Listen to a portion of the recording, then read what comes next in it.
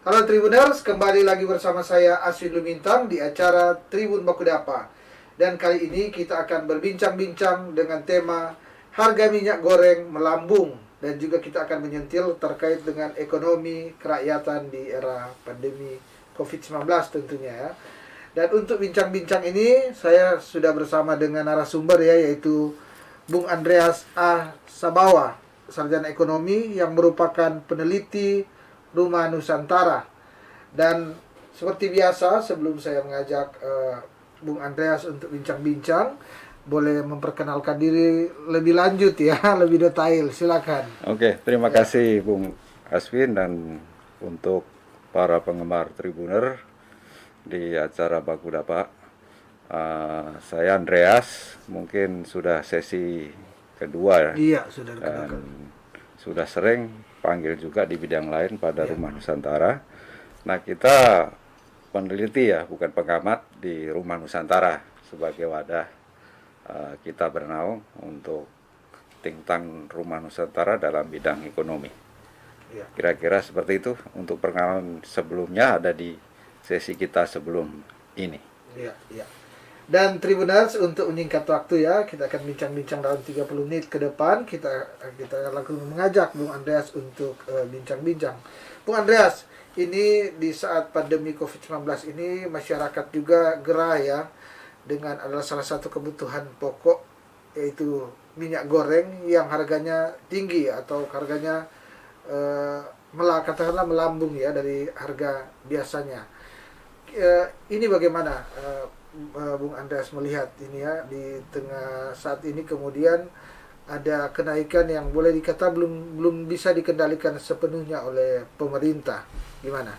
Eh, Keterkaitan dengan minyak goreng yang melambung tinggi ini seperti pepatah, ayam mati di lumbung padi. Artinya kita ini orang ini ironis. Kenapa Harusnya ironis? tidak terjadi berarti ya? Tidak terjadi. Iya, iya, iya. Kenapa? Karena Indonesia ya salah satu atau produsen Minyak kelapa. Eh, uh, minyak CPO oh atau CPO. hasil sawit terbesar dunia. Iya, iya, iya. Toh? Nah, bahan pokok daripada Minyak goreng. minyak goreng itu dari sawit. Itu satu tuh, Iya, iya. nasional. Lokalnya, torang ini juga produksi kelapa terbesar Indonesia. Sulut Salah ya, satu, salah satu di salah Sulut. satu Iya, terbesar setelah Indonesia. Riau ya. Ya. Kita ya. Nah, dua hal ini seperti pepatah, ayam mati di lumbung padi. Artinya apa? Pengelolaan sumber daya pangan yang melimpah, manajerial, kita tidak bisa mengatur dengan tata kelola yang baik. Sehingga pepatah tersebut masih relevan saat ini. Begitu Bung Aswid kira-kira. Ya. Menarik ya ini ya.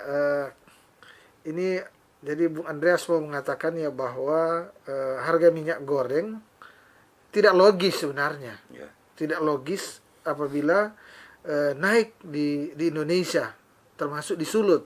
Ya. Karena dikatakan bahwa kita adalah produsen sawit terbesar ya di dunia. Di dunia. Produsen sawit terbesar di dunia, yang seperti kita ketahui bahwa minyak goreng ini utamanya adalah sawit ini ya. Ya. Bahan bakunya utama sawit. Kemudian di Sulut, Riau dan beberapa daerah juga adalah produsen kelapa yang sangat banyak di Indonesia. Di Indonesia bahkan di Sulut ini lambangnya kan, lambang daerahnya adalah Nyur Melambai, pohon kelapa. Nah, persoalannya adalah fakta hari ini ya, fakta hari ini bahwa harga-harga bervariasi ya, bervariasi. Ada harga yang premium ya, harga kemudian yang ya pokoknya kemasan ya, harga-harganya antara 10.000, 12.000, 14.000 sampai 20.000. 20.000. Kemudian mungkin ada yang lebih murah, yang minyak goreng curah. Ya. Tapi itu pun terasa tidak logis ya di masyarakat sebenarnya ya, dengan harga yang cukup tinggi. Saya ingin bertanya ke Bung Andreas Boris, ini ada apa selain dikatakan tadi ya, sudah disentil tadi bahwa ini salah pengelolaan kemungkinan salah pengolahan. Salahnya di mana? Apakah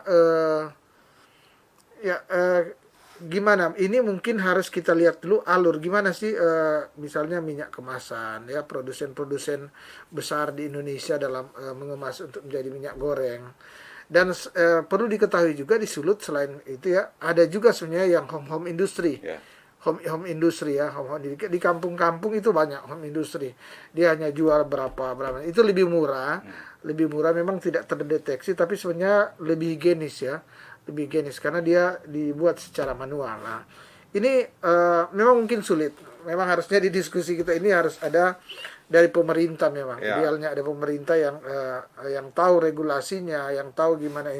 Tapi selaku peneliti ya, Bung Andreas, melihat apa kita harus mencari solusi, memberikan tawaran solusi ke para stakeholder yang menyaksikan ini, mungkin ada dari pemerintah. Selaku peneliti kira-kira apa yang harus kita lakukan ke depan. Ternyata dengan Sulut sebagai salah satu produsen kelapa yang besar, kemudian Indonesia yang produsen sawit yang nomor 1, tapi ironi ya, seperti yang saya katakan tadi ya, ini sudah disentil tadi oleh Bung Andreas ya bahwa ini. Tapi kita ke depan apa yang harus kita lakukan sehingga tidak mengulang, karena ini akan, saya yakin kalau tidak dibenahi dengan di akar persoalannya, dia akan mengulang terus. Ya. Mengulang terus. Nah, seperti kita bilang di opening kata-kata saya tadi bahwa poin atau kacang kunci yang paling penting adalah salah pengelolaan. Salah pengelolaan ya. Maksud saya begini, antara produsen atau perusahaan perkebunan, toh, yang notabene mereka mempunyai kontrak ekspor, berjalannya hari demi hari seperti itu. Nah, industri kelapa sawit ini tidak terintegrasi dengan industri minyak goreng. Toh, akhirnya apa? Industri dalam negeri untuk pasaran dalam negeri yang diserap dalam bentuk minyak goreng itu dia mendapatkan CPO dengan harga dunia. Pasaran dunia memang saat ini untuk minyak nabati dunia itu mengalami kenaikan yang signifikan. Kira-kira ada di kisaran angka 1,3 minyak nabati ya. Ini yang memicu CPO, ya, salah satu yang memicu ya. Salah satu yang memicu itu. Terus kondisi produktivitas daripada hasil kelapa sawit juga mengalami stuck atau penurunan ya di era pandemi ini. Begitu. Produksi yang menurun ya. Tapi itu tidak signifikan karena kebutuhan akan minyak goreng dalam negeri itu sekitar 3,4. Baru produksi CPO-nya 4,8. Jadi masih ada spread ya, ada margin di antaranya tersebut. Nah, itu bicara Indonesia dan global. Tetapi kalau bicara tentang Sulawesi Utara, kita ini kalau beli minyak kelapa atau minyak goreng di warung-warung itu pasti sebutannya masih beli minyak kelapa. Minyak kelapa. Artinya padahal yang dijual semua minyak sawit. Artinya apa? Torang ini pernah berjaya dengan minyak kelapanya. Tetapi seiring waktu, home industri ekonomi kerakyatan yang dibangun daripada orang mempertahankan hidup tergerus. Nah, saya telepon teman saya sebagai pelaku atau home industri yang memproduksi minyak kelapa. Jadi 1 liter minyak kelapa itu bisa dari 5 kelapa dalam. 5-6. Artinya apa? Kelapa dalam. Artinya apa? Kondisi saat ini dengan harga kelapa 2.000 kali 5 berarti 10.000. Dia jual dengan proses biaya produksi sekitar 2,5 sampai 5%. 15.000 dia jual 20.000 per kilo, masih laku. Masih ada untung. Iya. Itu yang tidak ditumbuh kembangkan. Sehingga tergerus oleh industri sawit yang rentan terhadap pasar dunia, pasar global ya. ini salah satu faktor ya, Ya. faktor atau boleh dikata faktor utama ya Ya. untuk yang membuat dan sebenarnya kan persoalannya masyarakat di tingkat bawah tidak tahu apa-apa kan Ya, dengan ini. betul. Mereka yang tahu adalah ketersediaan minyak goreng ada terus ya. Ya. Ada justru itu tentu di bincang-bincang ini kita harus menyentil bahwa ternyata ini dipengaruhi juga bahwa keberadaan kita hari ini bukan hanya minyak kelapa, banyak komoditi, banyak kebutuhan sehari-hari itu kita ini memang harganya bergantung sekali dengan pasar global dan itu sulit sekali diintervensi oleh pemerintah. Butuh waktu ini kan kebutuhan sehari-hari. Ini saya harus beli hari ini atau besok harus beli seminggu karena ada jualan, mau jualan nasi goreng, mau jualan segala macam yang untuk memasak segala macam itu dasarnya kan minyak, Ya. minyak goreng ya. Sehingga kalau dia misalnya nanti normal misalnya minggu depan, bulan depan itu menjerit semua itu kan. Artinya kenaikan dari harga minyak kelapa ini memang menyulitkan masyarakat di akar rumput, masyarakat bawah yang perlu kita ketahui ya bahwa saat ini dengan adanya pandemi banyak yang melakukan jualan yang ya boleh dikata usaha-usaha kecil UMKM ya yang berupa kuliner yang tentu sangat bergantung sekali dengan minyak goreng dan kenaikan minyak goreng ini tentu akan memicu kenaikan semua. Ya. Akan memicu kenaikan bahan makanan, orang yang beli ini akan naik semua ya. Ini gimana?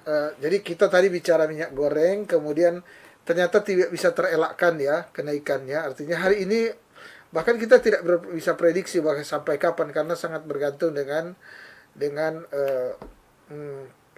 pasar dunia ya, dengan pasar dunia. Kemudian yang saya katakan tadi kita melebar ya sesuai judul kita ya hari ini bahwa terkait dengan ekonomi kerakyatan ini dia akan naik.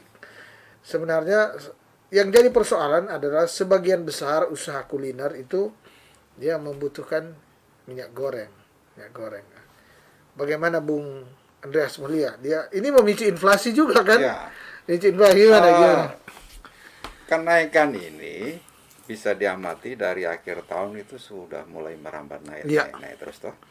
Bukan baru memang.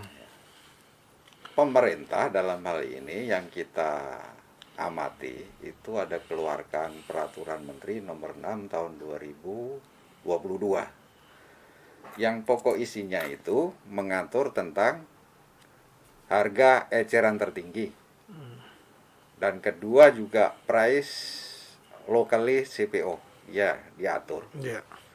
Dua hal itu yang menjadi Terendah berapa? Tertinggi berapa? itu kita baca karena ada hafal. Ya, Jadi silakan. curah itu di angka 11.500 setnya. Tapi kenyataan sampai saat ini belum seperti itu. Ya, Toh? ya. Yang kedua kemasan sederhana atau orang lebih kenal dengan kemasan bantal itu 13.500. Baru yang premium itu 14.000. 14.000. Itu yang terjadi saat ini. Itu harusnya harga tertinggi ya. Harga tertinggi saat ini. Artinya secara regulasi Sudah ada aturan. sudah ada aturan. Namun fakta di lapangan tidak seperti itu. Ya.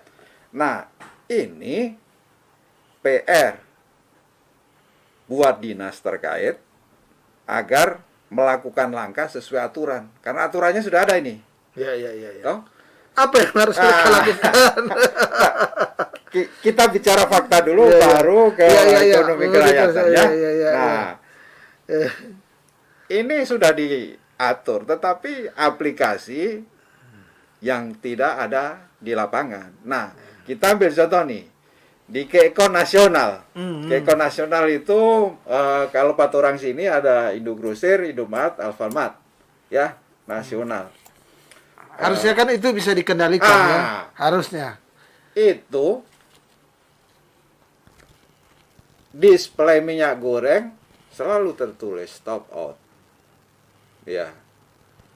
Belinya juga dibatasi. Nah, ketika beli dibatasi akan menimbulkan panic buying. Ya. Jadi masyarakat akan Ya, akan makin cari-cari. Makin cari-cari. Cari-cari. Nah, ini boleh dicek nih di lokal Kaikon juga seperti Freshmart, Golden dan lain sebagainya. Tempat display minyak juga stock out. Nah, ini pertanyaan ini kita mau beli pepesan kosong. Iya. Nah, kebijakan pemerintah daerah dalam hal ini Disperindak Sulawesi Utara turun tangan. Turun tangan yang biasa dilakukan itu kan operasi pasar. Pasar, iya. Operasi pasar saja tidak cukup menurut kita. Karena itu kan biasanya Temporer, sesaat. dan di titik-titik tertentu. Ya, Dan gitu. dia tidak bisa mengendalikan harga, memacu untuk normalkan harga. Ya, hanya istilah Menyenangkan sesaat. Yang harus dia lakukan, dia harus melakukan sidak. Iya. Sidaknya ke pasar-pasar itu zaman dulu. Kalau menurut saya. Zaman now seperti apa? Ya sidak ke distributor sebagai otoritas pemasaran. Karena minyak dia yang tersebut membagi. di sini. Apakah benar memang kosong Ya. atau ditimbun. ditimbun, betul. Atau mereka memperlakukan di luar harga yang ditetapkan. Sengaja ditahan-tahan atau gimana sehingga ya dinaikkan ya. Ya. Dan juga ada juga dong di Sulawesi Utara ini produsen minyak rupa Wilmar, Bimoli, Iya, AKR iya. dan lain sebagainya. Harusnya mereka Itu ikut harus membantu. turun, dicek Iya. juga. Ya, betul. Begitu loh. Nah, saya singgung lagi mengenai pertanyaan Bung Aswin tadi, ekonomi kerakyatan. Nah, justru itu yang berdampak paling terasa sekali. Setelah orang mengalami pandemi yang pembatasan PPKM, orang jualan dibatasi dan lain sebagainya. Nah, ada kelonggaran di saat ini. UMKM mulai bergulir. Tetapi tiba-tiba badai datangnya dari salah satu bahan pokok. Iya. Mereka tidak bisa naikkan, Bung Aswin, dagangan mereka. Ambil contoh nih. Gorengan dijual 5.003 tetap 5.003. Iya. Dia ketika naikkan 2.000 ya, tidak artinya yang terjadi adalah keuntungan dia yang makin bisa. Yang tipis. makin tipis. Kasihan juga memang. Ya. Iya. Nah, itu yang harus menjadi PR terutama buat stakeholder yang terkait lah untuk mengatasi, segera diatasi. Kalau tidak, ya mereka akan lebih menderita. Iya. Artinya kita tidak bisa menutup mata seperti dikatakan bahwa kan kasihan mereka ini yang home industri yang jualan-jualan di pinggir jalan ini, mereka sebenarnya tidak serta-merta bisa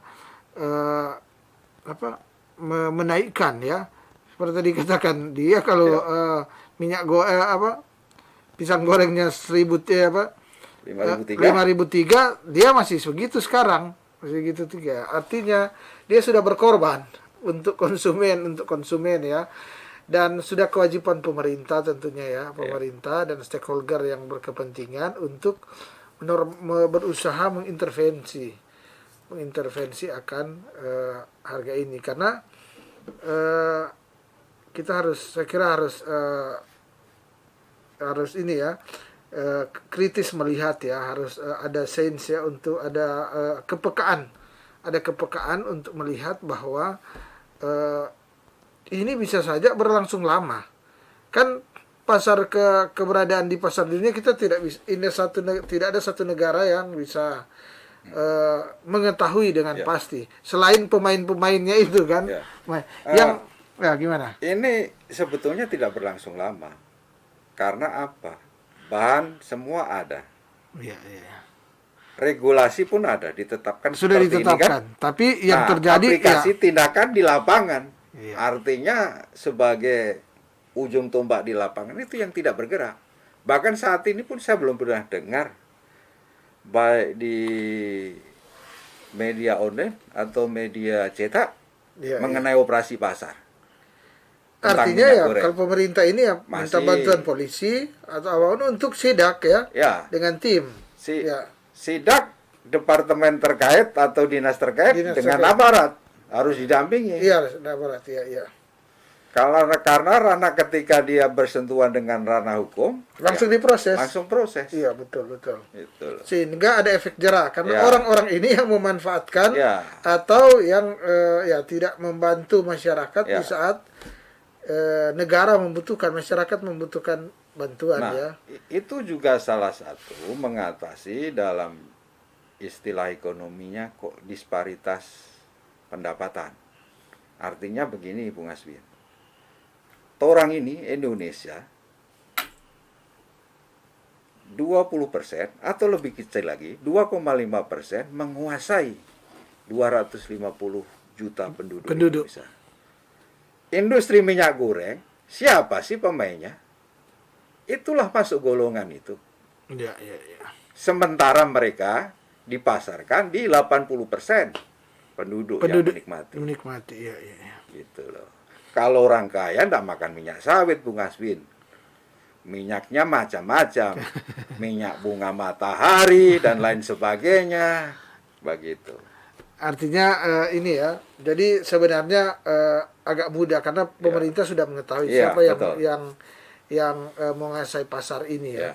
Mudah karena sudah diketahui seperti dikatakan tadi dari 250 juta penduduk Indonesia paling tidak ada 80% masyarakat Indonesia yang menggunakan produk-produk minyak goreng ini. Yang 20% mungkin ya itu yang minyak curah, yang home industri ya dan segala macam tadi yang dikatakan ya. Dan ini tentu Bung Andreas ini seperti kita katakan bahwa ini memang perlu keseriusan dari pemerintah. Ya. Secara praktis tadi ya, praktis sudah dikatakan sebenarnya sidak. Ya. Operasi sidak ya. Sidak bukan hanya di tingkat eceran karena percuma mereka kan terima barang. Iya, jadi memang sidaknya kalau disulut ini di distributor ya. Di tingkat nasional mungkin melakukan sidak juga di tingkat produsen ya, minyak goreng ya, pabrikan sehingga ini bisa selesai. Ini bisa artinya harus ada niat baik dari semua stakeholder yang mengetahui, yang memang terlibat di dalam bisnis kan ini, bisnis minyak kelapa, minyak goreng ini ya, minyak goreng. Karena ini saya kira banyak sekali pemeran ya yang main di sini ya, karena ini minyak goreng ini kebutuhan pokok, sudah menjadi kebutuhan pokok dan kebutuhan sehari-hari, sehingga orang-orangnya muda ya. Bung Andreas selaku peneliti ya, kira-kira gimana sih sebenarnya? Saya ingin tahu kalau memang bisa menjawab ya terkait dengan gimana mata rantai perdagangan akan minyak goreng di Indonesia. Setahu Bung, ya kita mengira-ngira aja. Paling tidak ini memberikan wawasan ke stakeholder atau ke masyarakat yang nonton ini bahwa kita setidaknya mengetahui loh garis besarnya gimana, sehingga mungkin ini kita akan mendorong bagaimana juga home industri lebih banyak, karena di Sulawesi Utara ini sebenarnya kekuatannya ada di home industri, karena kita berbeda dengan di Jawa Sumatera yang lahannya itu dipunyai oleh perusahaan-perusahaan besar. Ini di Sulawesi Utara ini kita punya kelapa sendiri, masyarakat yang punya masyarakat yang punya, sehingga apabila kita tahu alur ini kemudian yang perlu dilakukan sekarang adalah misalnya bagaimana kelapa ini diremajakan terus, karena ternyata ini ya. Nah, gimana Bung Andreas? Nah, kita jawab yang pertama dulu. Ya. Ngatasinya pemainnya siapa? Ya. Kalau pemain produsen sawit itu yang besar-besar adalah grupnya Sampurna, juga ada grup Sinarmas juga besar dan lain sebagainya. Kalau produsen minyak itu Sinarmas juga ada dengan brand Bimoli ya. Baru Indo Group Filma, baru Sania PT Wilmar, Bukit Jaiton dan lain sebagainya. Baru AKR, merek AKR juga. Nah, itulah pemain-pemain. Nah, sekarang kalau menyidak produsen ini di Sulawesi Utara distributornya siapa? Siapa? Iya. Nah, ini saya kasih tahu nih pemerintah Iya. supaya ada action nih. Iya. Vilma tentu Indomarko distributor. Distributor ya. Ya. Iya. Sidak aja kebutuhan minyak Sulawesi Utara dihitung. Itu ya. Berapa lu punya jatah? Karena peraturan menteri sudah ada ini. Sudah ada. Dan dia diketahui kan misalnya di Sulut sekian, di Sulawesi sekian. Ya. Di tiap provinsi kan ada ini kan. Ya. Ya, ada kuota. Oke. Ada kuota, ya. Terus yang kedua Bimoli.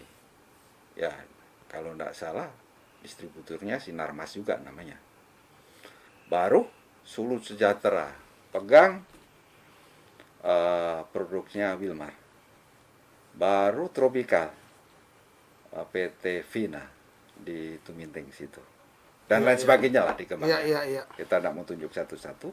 Tapi mereka-mereka yang menguasai hajat hidup orang banyak dalam perminyakan ini, mereka harus dilihat dong gudangnya.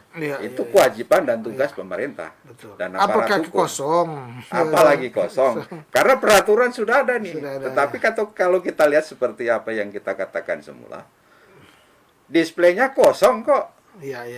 Belinya juga dibatasin kok. Iya. Di pasar tradisional lebih gila lagi. Minyak curah setengah kilo 10.000. 10.000. Artinya 1 kilo. Artinya apa? 1 kilo 20.000. 20.000, Sementara hitnya 11.500 1 kilo. Berarti itu ada curah, sekitar itu yang curah, sekitar ada 90% kenaikannya. Kan fantastis. Iya. Gitu loh. Ya, sekarang apa yang ya? Nah, yang kedua lagi kita pertanyaan keterkaitan dengan Sulawesi Utara sebagai daerah produsen kelapa. Kelapa, ya. Nah, para pendahulu kita, orang pendahulu itu sudah mengajarkan. Dulu belum ada industri sawit di Manado. Orang dulu ada industri Bimoli, Bitung, Manado Oil. Oh iya. Ya. Amurang kalau tidak salah ada. Belum waktu itu lagi di Bitung. Di Bitung, ya. Itu mula-mula mereka produksi minyak kelapa. Tetapi saat ini sudah ditinggalkan. Iya. Why? Itu loh pertanyaannya. Iya. Itu yang segi produsen. Kelas, istilahnya kelas industrial. Sekarang yang di kerakyatan. Para petani kelapa, mereka masih produksi minyak kelapa, tetapi untuk konsumsi rumah tangga sendiri. Rumah tangga sendiri, iya. Dia tidak dijual. Padahal kalau dijual, cost and benefit analisisnya yang saya kemukakan tadi, ada keuntungan, tapi mereka enggan. Nah, pertanyaannya, kenapa mereka enggan melakukan home industry minyak kelapa? Iya. Itu harus dikolek lebih lanjut datanya. Mereka lebih Ya, suka kan? bikin kopra kan, kopra kelapa. Iya. Iya. Mereka jual kelapa saja sekarang harganya 2.600. Tapi mereka kehilangan batok ya atau tempurung, iya. air dan lain sebagainya. Nah, industrial yang menampung itu yang mempunyai keuntungan lebih besar daripada petani.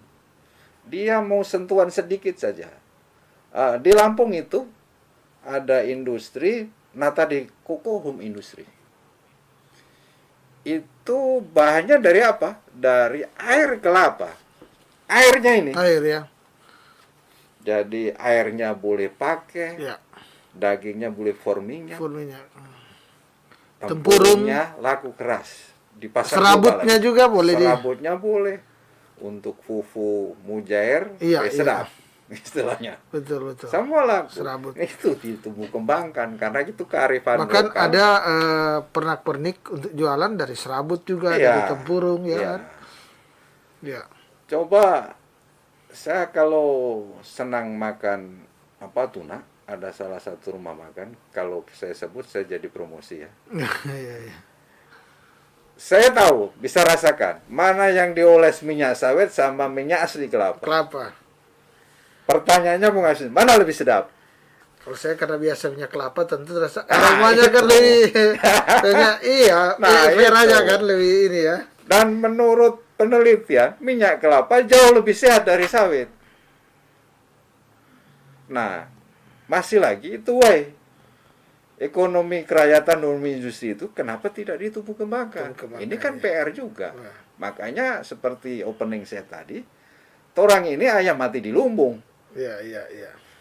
Segala goncangan sedikit kena. Kena. Padahal kita ada ini apa ya? Kekuatan dasar Ya, sebenarnya ya. betul. Ada kekuatan dasar. Kita ini punya kelapa dan dipunyai oleh rakyat sendiri. Ya. Oleh masyarakat saja, bukan perusahaan yang Tidak punya. dikuasai oleh Tidak dikuasai Taipan. oleh Taipan. Kalau di perkebunan sawit di Sumatera, di sebagian Jawa, Kalimantan, Ya. itu kan dikuasai oleh Ya. perusahaan.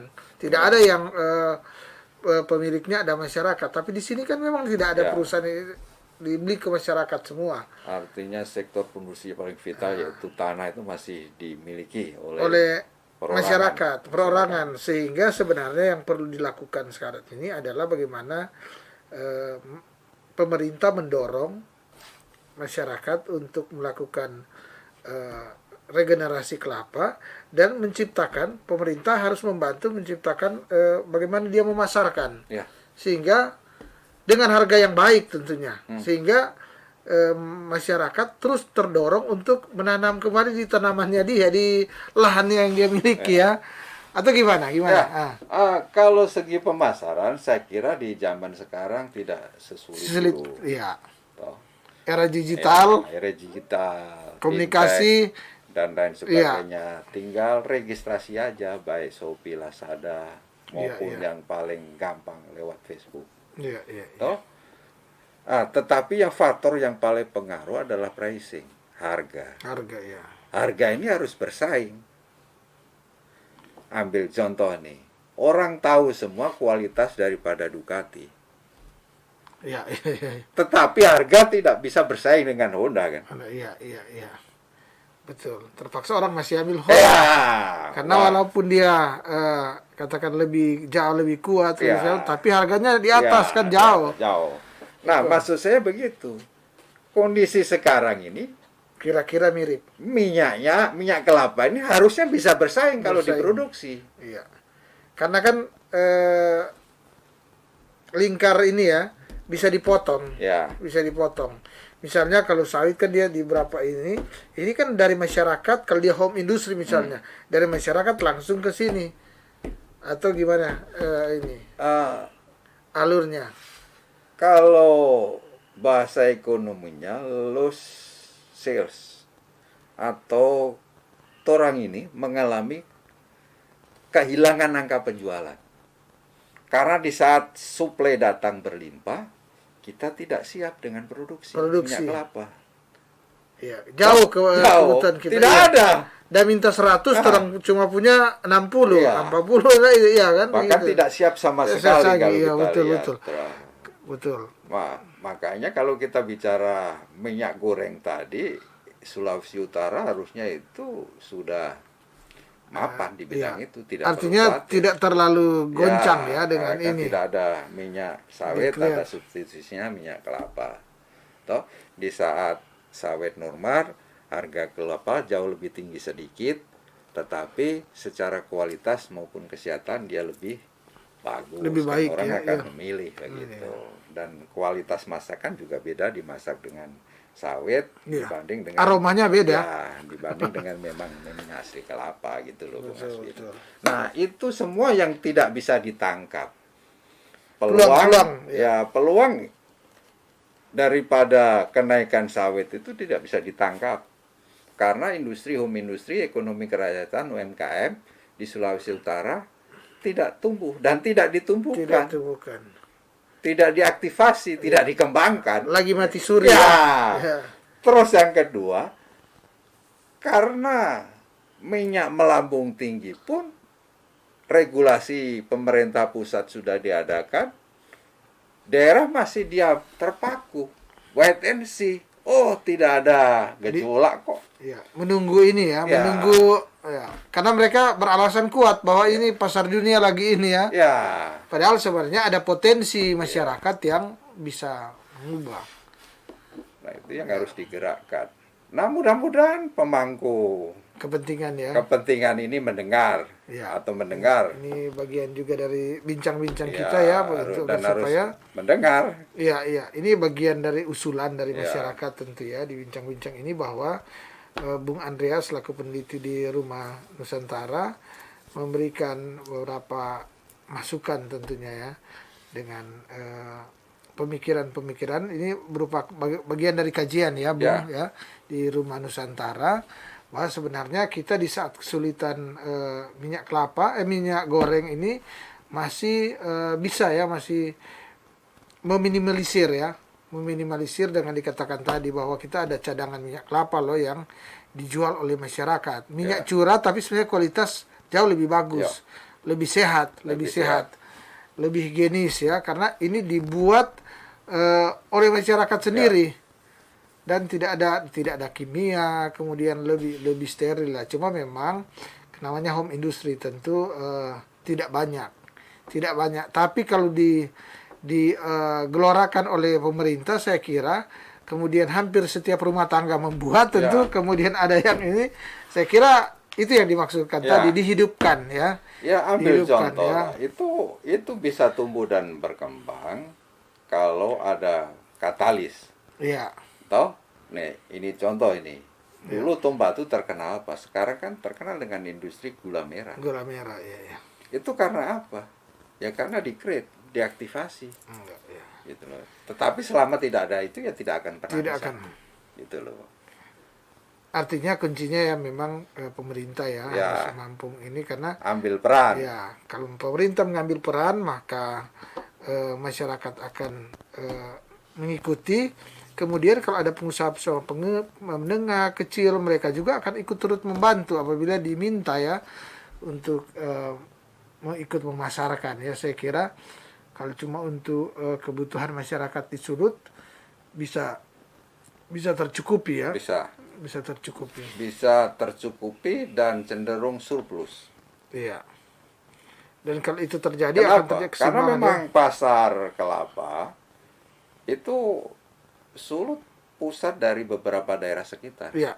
Termasuk Maluku Utara, mereka kan kemari. Iya. Jadi kita bilang di awal ayam mati di lubung padi. Iya. Masih seperti itu. Iya. Nah ini pemangku kepentingan harus dengar dan action ya. Esok terjadi lagi siap. Iya. Jadi tidak ada istilah hilang kesempatan dan lain sebagainya. Karena sebenarnya kita sudah tahu bahwa harga minyak ini ya minyak sawit terutama ya sewaktu-waktu tentu ada karena dia bermain di pasaran global sewaktu-waktu dia naik. Dan itu hanya bisa mengatasi adalah ketika kita fundamental kita ya di kelapa potensi masyarakat yang kebetulan di Sulut ini kelapa banyak itu tentu dioptimalkan ya distribusinya saluran kemudian regenerasi tentu kelapa. Ya. Nah, terus yang mau kita ungkapkan lagi Bung Aswinto dampak daripada kenaikan minyak goreng ini ya terutama tadi sudah disebut ke mereka grassroots, golongan ke bawah dan orang-orang yang bekerja di sektor jasa dan informal sektor. Iya. Kebanyakan mereka hidup kan di perkotaan. Nah, kalau yang di perkampungan mereka punya lahan kebun, bisa masak atau produksi minyak goreng sendiri dengan bahan kelapa. Nah, pemerintah Manado juga harus cepat atasi karena sekitar 2% penduduk Manado adalah hidup di sektor itu. Nah 2% dari 600-an ribu berapa? Ada sekitar 150-an Ya. Iya, hampir 200 ya. 2%. Ya. Nah itu yang terkena dampak. Mereka yang jualan-jualan bukan cuma jualan di pinggir jalan, bahkan keliling pun. Ibu-ibu sebagai tulang punggung keluarga yang sudah single parent, mereka jualan gorengan keliling-keliling. Mereka tidak bisa menaikkan harga lagi, Bung Aswin. Karena daya beli juga daya masyarakat beli juga ya. masih lemah begitu. Nah, intinya kok polemik ini supaya tidak jadi jauh lebih besar harus ada action. Actionnya seperti yang kita ungkapkan tadi, jangan cara-cara tradisional terus lah. Ada ungkapan begini, kalau kita mau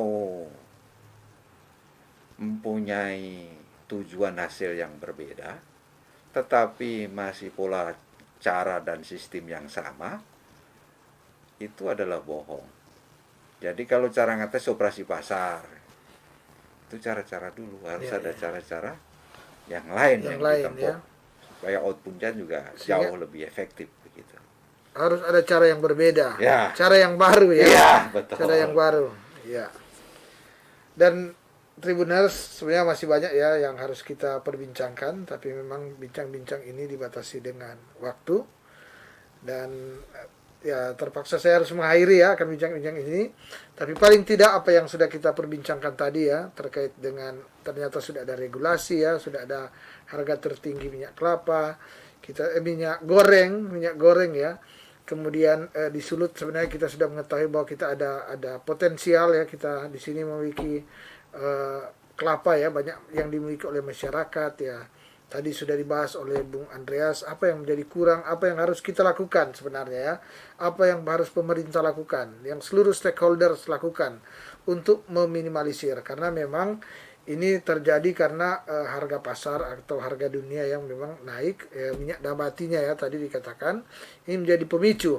Tapi kita tidak bisa menyerah. Tadi dikatakan adalah ada faktor-faktor penguat, faktor dasar yang menguatkan sebenarnya akan pondasi masyarakat Sulut terkait dengan harga kelapa ini.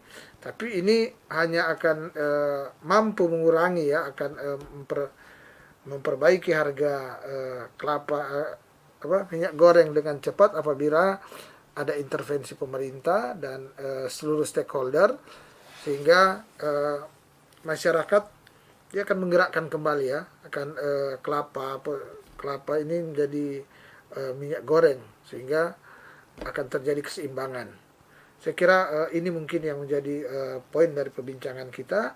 Tapi seperti biasa sebelum saya menutup akan bincang-bincang ini, saya akan meminta ada closing statement dari Bung Andreas. Silakan. Oke, terima kasih Bung Eswin. Hendaknya Dinas Perindustrian dan Perdagangan lakukanlah apa yang seharusnya Anda lakukan. Jangan diam membisu. Karena harga minyak ini berpengaruh sekali terhadap perekonomian di tingkat paling dasar.